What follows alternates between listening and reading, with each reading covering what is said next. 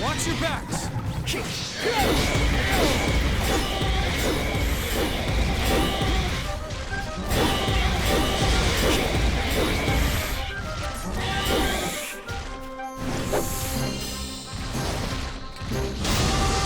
One of the most beloved role-playing games of the last generation, Ni no Kuni: Wrath of the White Witch captivated fans with an all-out assault on the presentation front. A partnership with renowned Japanese animation house Studio Ghibli left an unmistakable stamp on the game, and the gameplay elements were equally appealing to JRPG fans. Wrath of the White Witch was undoubtedly an ambitious game, though one that laid a solid framework for what was ultimately to come. Ni no Kuni 2: Revenant Kingdom takes that solid foundation and builds upon it, offering revamped combat, a new kingdom building system, and deeper story, while retaining that incredible presentation from the prior game. Ni no Kuni 2: Revenant Kingdom is a sequel to Wrath of the White Witch, set in the same universe at a different time. Players are thrust into the world of Evan Pettywhisker Tildrum, the young king of Ding Dong Dell who's being ousted from his throne in a coup d'etat. In the midst of the coup, Evan meets a visitor from another dimension that helps him escape his home, and the two set out on an adventure that puts the young king on a path to build a new kingdom and unite the world in peace. There's a ton we could say about the narrative, the twists and turns of this 40-plus hour adventure, but for those readying to dive into this game, it's truly not worth spoiling. Evan's journey will take him to every corner of this diverse world, meeting, helping, and ultimately recruiting new characters to his cause. On this quest, he'll be fighting plenty of monsters, and the battle system of Ni no Kuni 2 has been revamped completely. Gone are the familiars from the previous game, and in their place are a new companion called Higgledies. Combat itself plays out in real time, whether instigated through overworld exploration or within the game's many dungeon areas. Overworld exploration feels familiar to the first game. Players control chibi-style avatars that can explore the overworld, which is populated with monsters of varying strengths, treasures, dungeons, and other kingdoms. There's plenty of depth to the combat of Ni no Kuni 2. Players control multiple abilities for each of their 3 characters in battle. This includes managing your attacks, projectile weapons, magic, rolling, and blocking.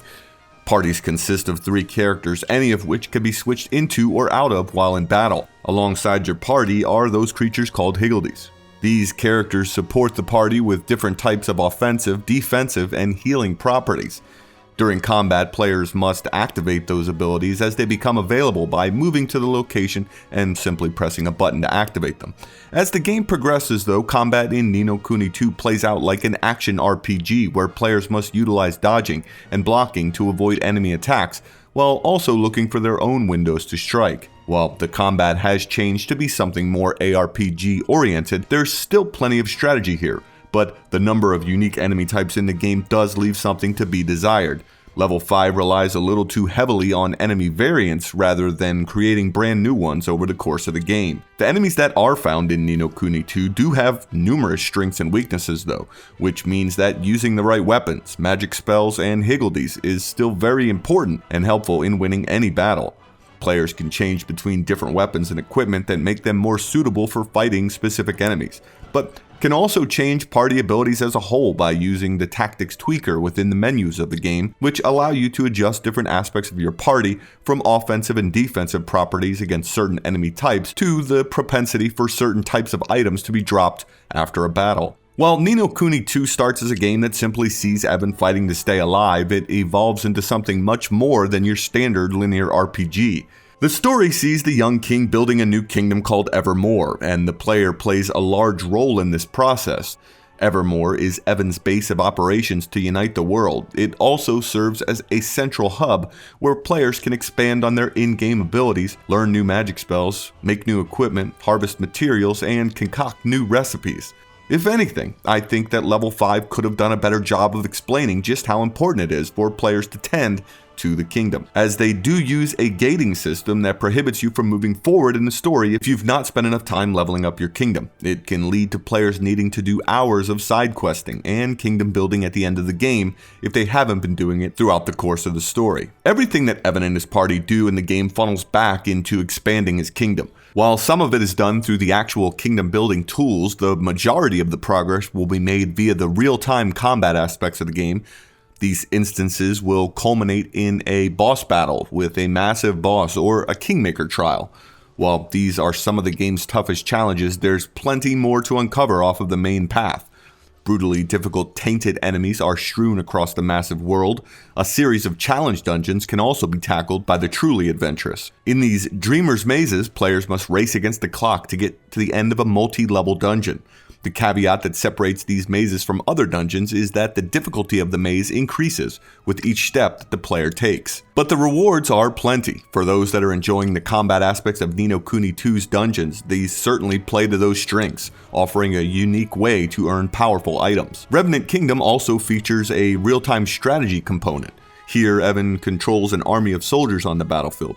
It uses the same visual style as the overworld exploration, and these real-time strategy battles will be encountered in numerous missions across the course of the campaign. While some pop up in the main path, others will pop up in side missions, or optional content that players can seek out on their own. The systems in place here don't rival games that are dedicated to real-time strategy. Level 5 takes a more simplistic approach. Players control an orbiting group of soldiers and must place them in the most advantageous position for a fight in real time.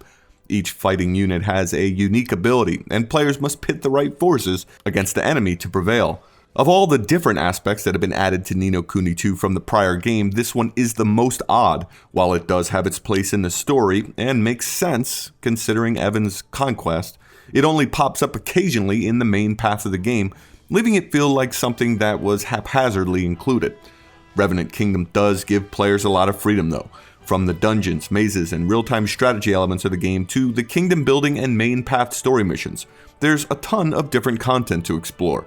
For the most part, Ni no Kuni 2 lets you go where you want and do what you want, whether that's exploring the overworld to seek out these different gameplay aspects or beelining down the main path of the story. You're free to play the game as you choose. If you haven't noticed yet, all of these different gameplay ideas come together under the umbrella of a breathtaking presentation on the visual and audio front. While Studio Ghibli isn't working directly with Level 5 for this follow-up, their influences are surely seen throughout. With the return of leaders from Wrath of the White Witch for character design and audio, Revenant Kingdom feels like the generational leap that it should in terms of audio and visual fidelity. The PlayStation 4 version that we tested felt rock steady at 60 frames per second, which made the combat feel incredibly smooth and fluid. We really can't say enough about the incredible visual presentation here. Each different kingdom in the realm has its own unique style and characters, urging you to continue exploring for hours on end. If there's one bad thing we can say about the presentation as a whole, is that the voiced audio doesn't quite live up to the stunning visuals. It's a sort of disjointed presentation aspect of the game. Ni no Kuni 2 does not feature a fully voiced narrative. It toggles back and forth, with some cutscenes and conversation sequences warranting a voiceover, while others do not. While this massive game does have a ton of written dialogue, it would have been nice to see Level 5 hit more of the high points in the story with fully voiced content. As it stands, it leaves a lot up to the player's imagination. That said, it's the one glaring yet forgivable weak spot in an otherwise brilliant RPG from Level 5. A great cast of characters and a wonderful story. It's tough not to fall in love with Ni no Kuni 2. If you're looking for a world to get lost in, this is a game that will provide you with many hours of enjoyment, amazing you at every turn with a barrage of beautiful imagery, incredible music, and gameplay to match.